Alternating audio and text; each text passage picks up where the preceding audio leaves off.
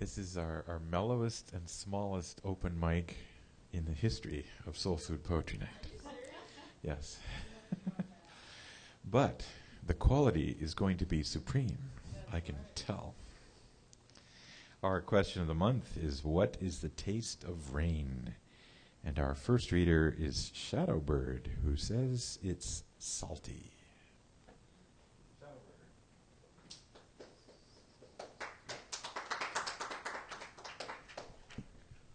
Not to go too X-File-y on you, but as I was listening to Jordan's last piece, I was realizing that coincidentally, the one piece I have for you tonight is going to echo a number of the concerns expressed in that one. And my twist on this is that I'm kind of suggesting a possible solution. I was recently in Bellingham visiting my friend Jim Bertolino, and we went to the legendary open mic that occurs up there every week.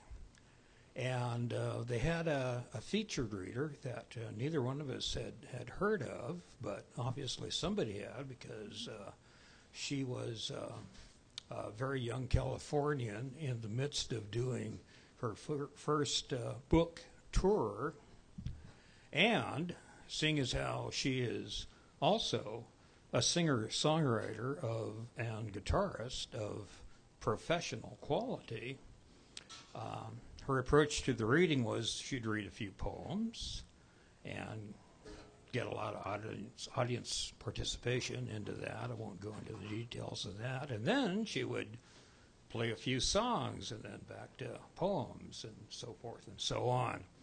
And I've never seen anybody do anything quite like that before, and it was very effective. And so this piece is my reaction to that.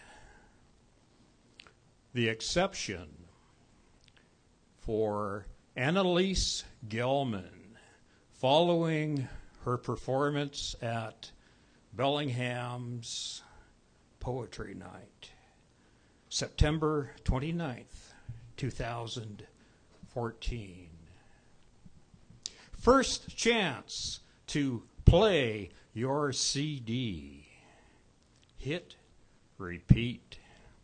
Slipped suddenly, spontaneously into deep reverie. Seemed to dream the part of not exactly the Almighty, but a mercenary spirit contracted to judge a trial determining whether the human experiment should be allowed to continue. Endured months of prosecution detailing centuries of internecine atrocity, the genocide of other species, crimes against Earth herself, threatening culmination in the extinction of all. It didn't look good.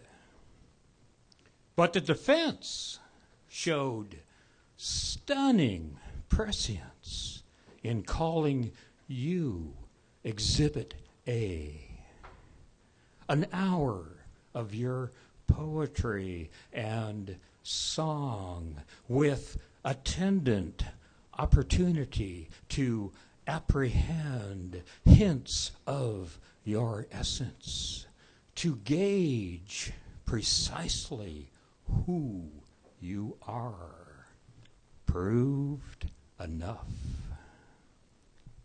Adjourning the hearing, I proclaimed you a development most promising, decreed the experiment would continue with caveats that humans have much to clean up and need utilize you as their template, replicating similar units until your kind represents the rule and not the exception.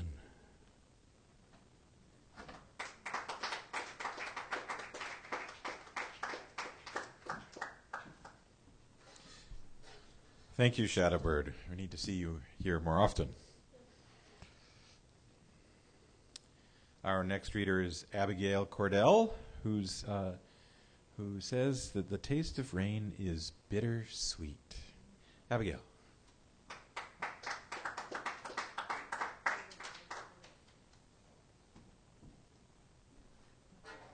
So this is a completely new poem, and I kind of made it into a story, I suppose, a short story. And I would actually like feedback if anybody has anything to say afterwards, so that I can revise. And so it's called Sorry I'm Late. The devil, too, was once an angel. He loved too much for them to bear. They clipped his wings, and he fell to his knees, vowing never again to care. He surrounded himself with rage and broken dreams, the flames of which enveloped his cage and ripped at his heavenly seams. He cloaked himself in the image of a warrior, cold and reflective as stone. They say if you look into his eyes, you know what it's like to truly feel alone. He was bloodied and bruised while not knowing what to do with the wanderlust of the wind. So he came to Seattle one blustery summer to see who he could teach about sin. I met him in a field of green, distracted by his visage. He took my hand and asked me to dance, thus since I've never stopped. He would twirl me and spin me, never stopping to let me rest. He whispered of horrors while I would never know while I danced trance-like in my Sunday's best. Little by little, he would speak of what he knew, his eyes never blinking from mine. The evil of man, the spark between two hands, and his reality that true love was a lie. It saddened me how much faith he lost. It seemed every love in him died. So I took it upon myself that summer to teach that love and humanity was something to be held with pride. He didn't like the lessons I taught at first, even called me naive and distraught. But I kept up to his time as we danced in the moonlight with a smile on my face as I fought. It didn't happen that summer, nor the next, to be honest with you. But the fall after that, something in the devil switched, and his heart, through his eyes, came to view. As if the colors of the leaves had instilled great change, he took it upon himself to become less estranged. His eyes became more lightened, to the world he became less frightening, and his story happened to rearrange. As queer as it goes, he donned new and fresh robes, and his white wings from his past miraculously appeared regrown. The devil was no longer what people remember. He broke loose from the chains he had made.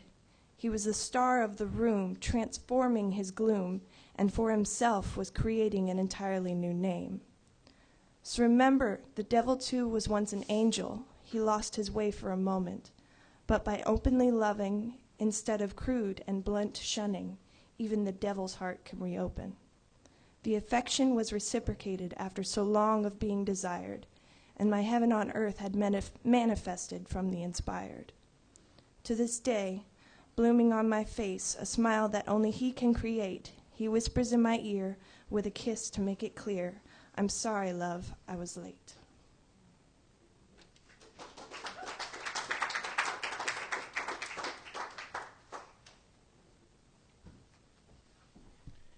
Thank you, Abigail. The taste of rain depends on the cloud's mood, according to our next reader. Please welcome Johan.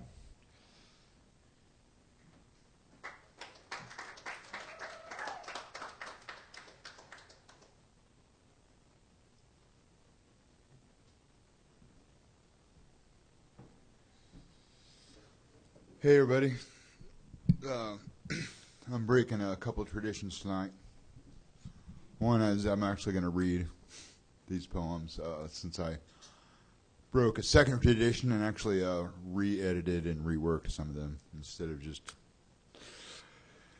and as such, I guess none of them have names, unless, of course, you do the old, use the first line as a name. In which case, this one would be titled, Purple and Mud Combine in My Blood. Purple and mud combine in my blood. Royal pollution turns my thoughts cold. Freezing, cracking, breaking all chances. My life a myriad of devils dancing. Foxtrot, two-step, the Tennessee waltz. Tomorrow starts through last night's fog. Dreams and visions colliding like atoms. Clarity vanished, focused is shattered. Yet of all the gifts I've wasted, your love is most disgraceful. If I must let you go, I'll have the strength because you've made my heart whole. Thursdays and Saturdays, so far away, the man in black sings, Desperado. Before it's too late, my fear became controlling. Inherited hate, emotions warped, but not by Picard. Please hold one more time my mended heart.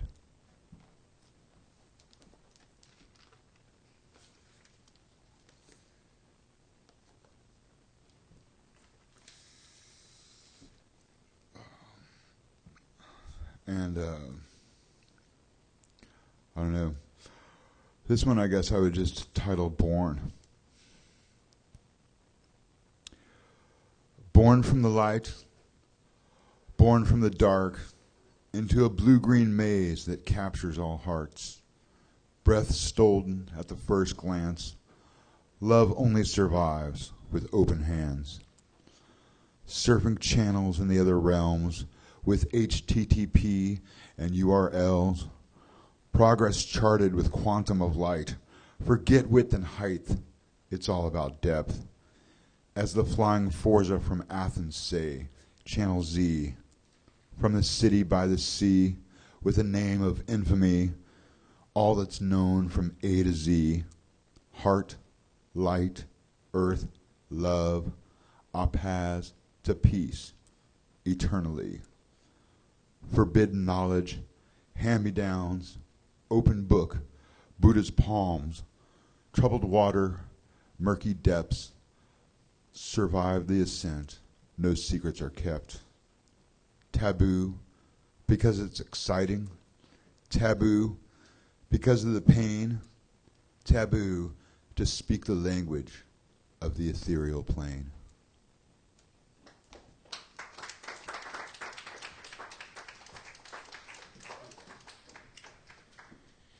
Our two featured readers have to go to catch their bus. So Jordan Keith, yes, and Felicia Gonzalez, thank you both for reading tonight.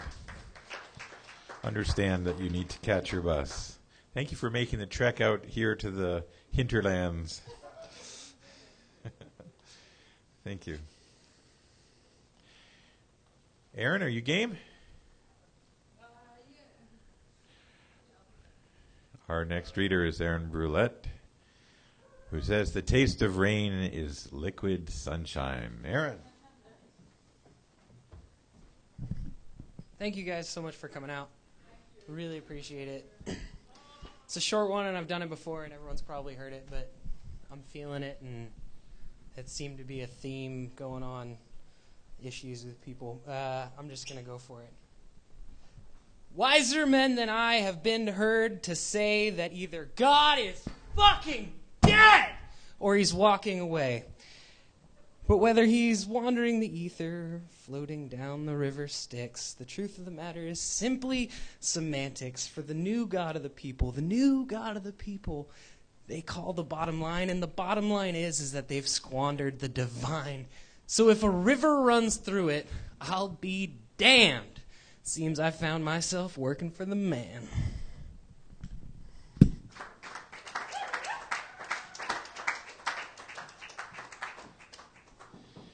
Thank you. I don't think I've heard that one myself.